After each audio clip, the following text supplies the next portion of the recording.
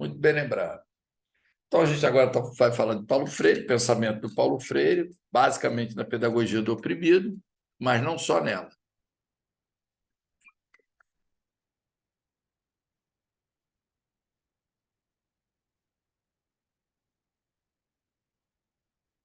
Bom, reflexões sobre esse pensamento. Então, nasceu em 1921 no Recife, com 20 e poucos anos ingressou na Faculdade de Direito, completou seu doutorado em 1959 com a tese Educação e Atualidade Brasileira. É nessa tese que ele faz a teoria das três críticas, intransitiva, transitiva, ingênua, transitiva, crítica.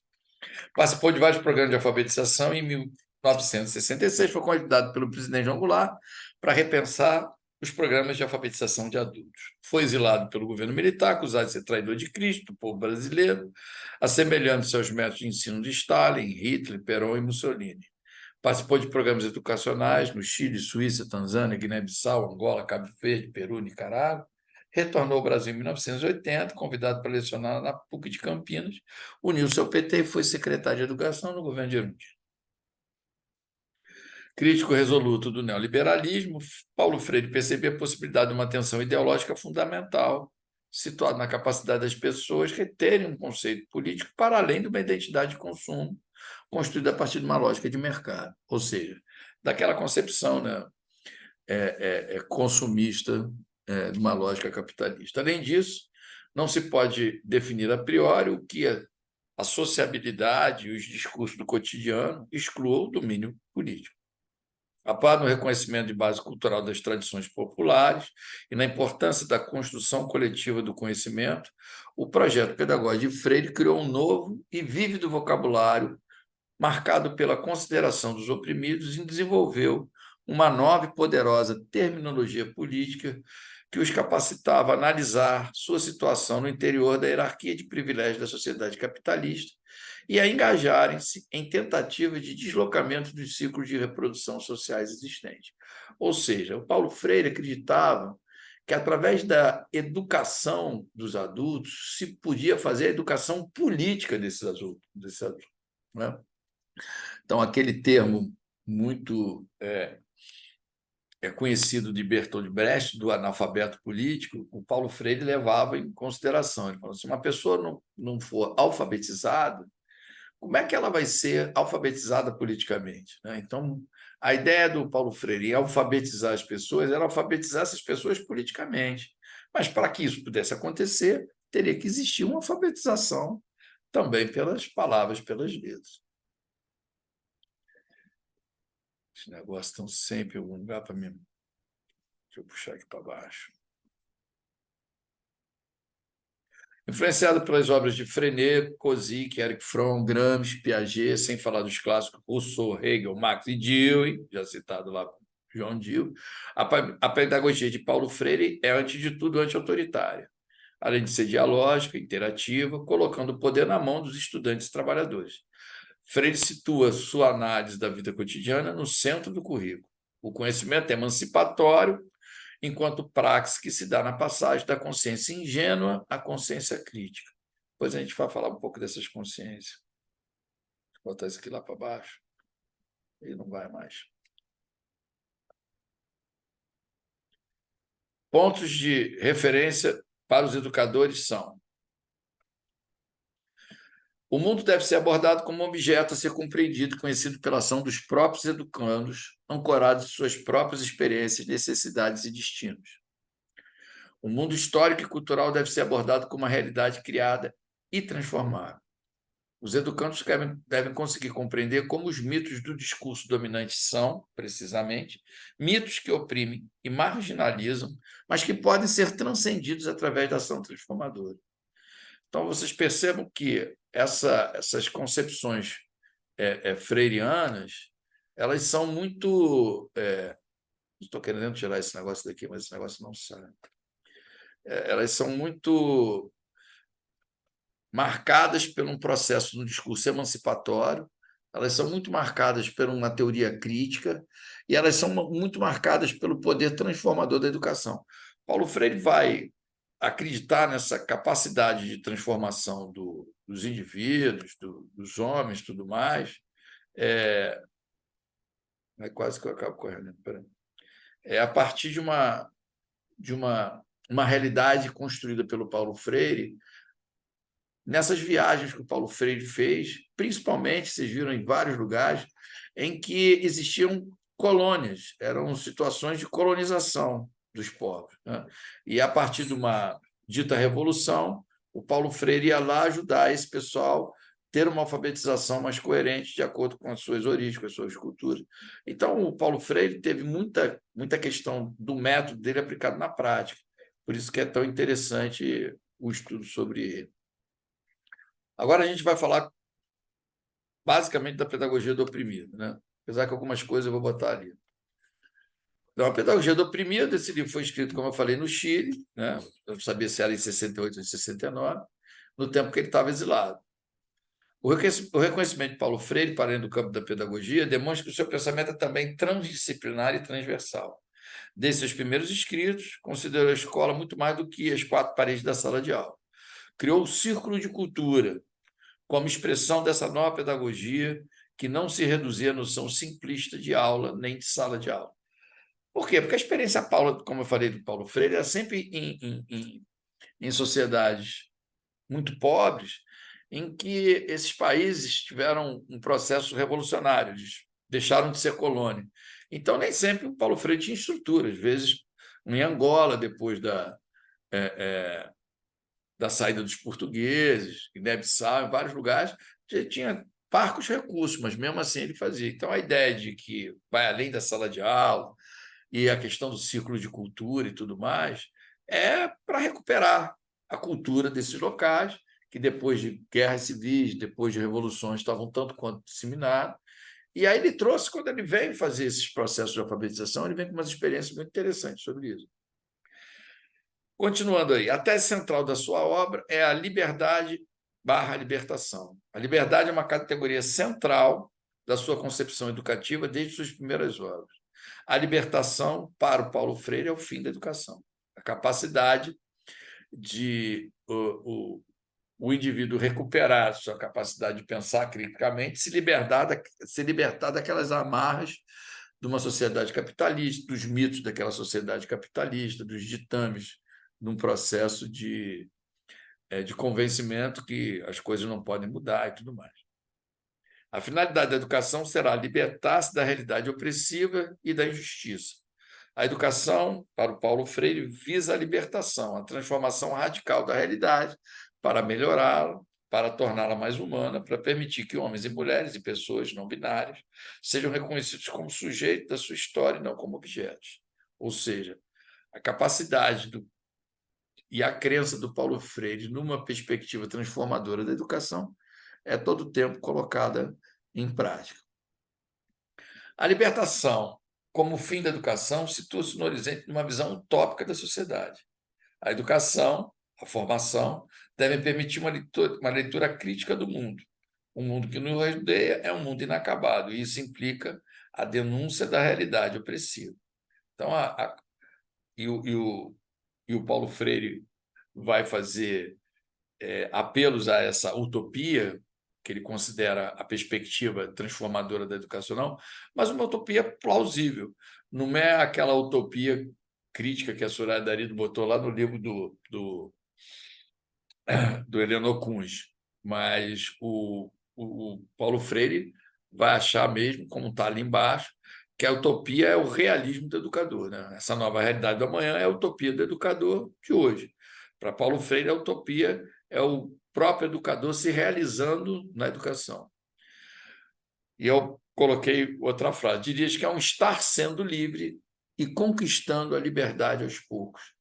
Então, esse processo de estar sendo, né, é um processo dialético que é importante na perspectiva não só do conhecimento, mas também na perspectiva de, ao conhecer-se, ao descobrir-se, vai reconhecendo e descobrindo possibilidades da sua existência, possibilidade de conquistar novas coisas, possibilidade de conquistar liberdade, construir uma sociedade mais justa, por aí vai.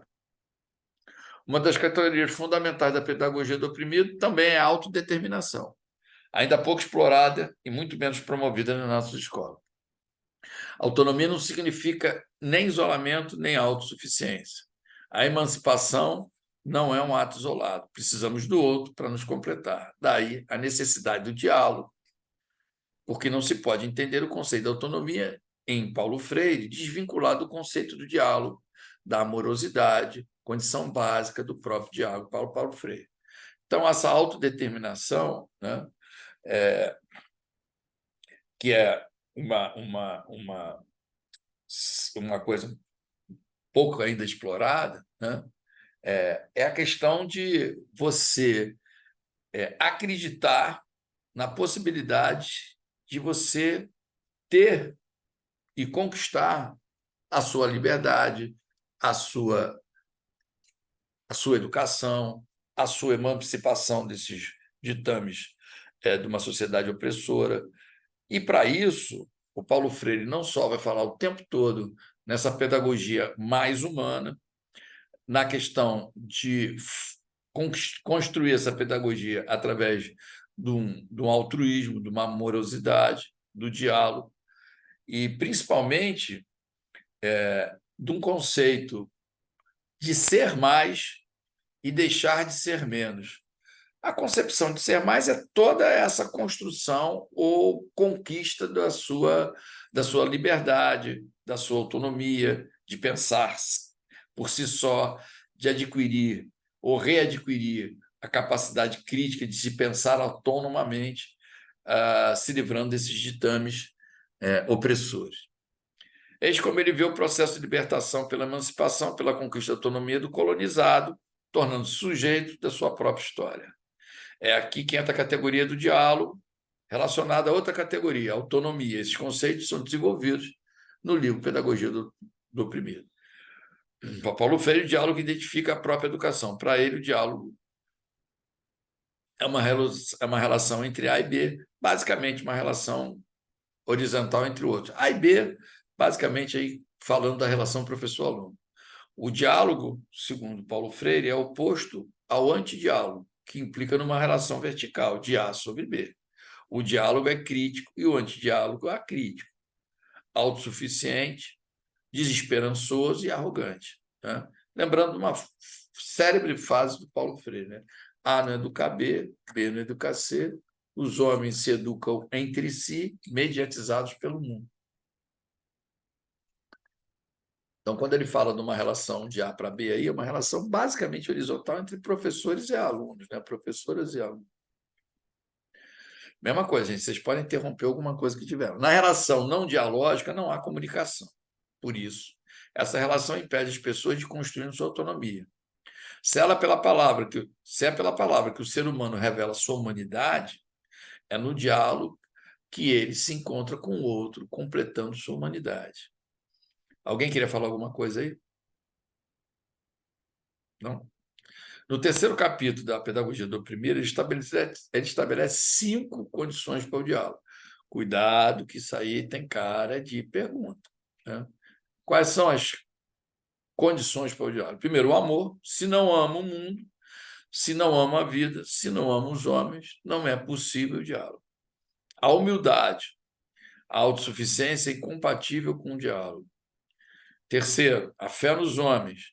Fé na sua vocação de ser mais, lembra do ser mais e deixar de ser menos? Sem a fé nos homens, o diálogo é uma farsa. Quarta condição, a esperança. A esperança está na própria essência da imperfeição dos homens, levando-os a uma eterna busca, aquele estar sendo, estar se educando, estar se libertando. Quinto, o pensar crítico. Para Paulo Freire, o pensar ingênuo é a acomodação. Somente o diálogo, que implica o pensar crítico, é capaz também de gerá-lo. Sem ele não há comunicação e sem esta não há verdadeira educação. Então, cuidado que você tem carinha de questão. Paulo Freire faz aí. Eita! Deixa eu ver se eu tiro esse negócio daí. Segurei. Paulo Freire faz a defesa de uma pedagogia dialógica e emancipatória do oprimido, problematizante e participativa, em oposição à pedagogia da classe dominante, que é bancária e domesticadora. ele propõe a conscientização como forma do povo passar da consciência ingênua, mágica, para a consciência crítica e científica da realidade. O diálogo problematizador para ele estabelece na relação horizontal baseada na confiança entre os sujeitos. Esse diálogo é, para ele, a essência mesma da educação como prática da liberdade. Então, aqui a gente já tem não só a questão do conceito de educação bancária, como também a questão da consciência. É lógico que no Pedagogia do Oprimido ele vai falar da consciência ingênua, vai falar da consciência crítica, mas onde ele estabelece a questão das três consciências, consciência intransitiva, transitiva ingênua e transitiva crítica, é naquela tese lá dele, né? Depois aparece também um conceito de transitiva fantástica, transitiva fanática, que é aquela transitiva que ele chama, não é crítica, é fanática, é um discurso doutrinário, é o cara que é fundamentalista, entendeu? Então, vamos voltar aí nesse parágrafo. A questão da educação bancária, vocês conhecem, mas isso aí é um tópico da educação do opressor, né? É aquela educação conteudista. Por que ele botou o nome de educação bancária? Porque são os professores vendo os alunos como um depositário de conhecimentos, como se você fosse no banco e depositando dinheiro na sua conta corrente para que você conseguisse acumular valores. Então, a concepção bancária é exatamente essa. O professor acha que os alunos e as alunas é um depositório de conhecimentos. Então, é aquele ensino cumulativo em que vai botando conteúdo, sem verificar qual é o efeito desse conhecimento na vida das pessoas, por que esse conhecimento não os outros, porque se esse conhecimento tem relevância social, né? Então, a concepção bancária é essa concepção do opressor e a concepção que ele vai pensar é a libertadora, para que consiga manter. Então, vamos falar das três consciências. Essa definição das três consciências não está na Pedagogia do Oprimido, não deve cair como livro Pedagogia do Oprimido, mas sabe lá. E transitiva é aquela que eu não botei a nova, né? Na que está lá, tem as definições, tá, para vocês, e também tem outra ali, mas depois eu vou recuperar. A intransitiva é aquela que o indivíduo percebe apenas algumas situações da realidade, a realidade que ele vive é uma realidade autocentrada, ele não consegue ver conflitos na sociedade, né? Mesmo vendo alguns problemas, ele não consegue ver a origem, não consegue ver possíveis soluções para esse, não consegue ver essa relação. Ele vai achar que a relação entre oprimido e opressor é uma relação natural, que não dá para se romper e tudo mais. A transitiva ingênua é uma que o indivíduo já consegue perceber algumas contradições, mas não consegue ainda ter uma atitude crítica. Ele vê essas contradições na sociedade opressora, mas não visualiza as possibilidades de soluções. Então, para o Paulo Freire, ele é um acomodado, né? E a transitiva crítica, sim, a pessoa que percebe as contradições, percebe da sociedade capitalista opressão, exploração do trabalho do homem sobre o homem, percebe a opressão do opressor sobre o oprimido e pensa numa possibilidade de superação dessas condições, na construção de outro tipo de sociedade, uma sociedade mais justa, mais humano e por aí vai, né? No que eu botei lá para vocês, tem essas definições, né? Eu baixei aqui o slide que eu não corrigi, mas tudo bem. Tem 3 momentos pedagógicos, né? No livro também, a problematização inicial, que ele chama de P, organização do conhecimento, a C, aplicação do conhecimento.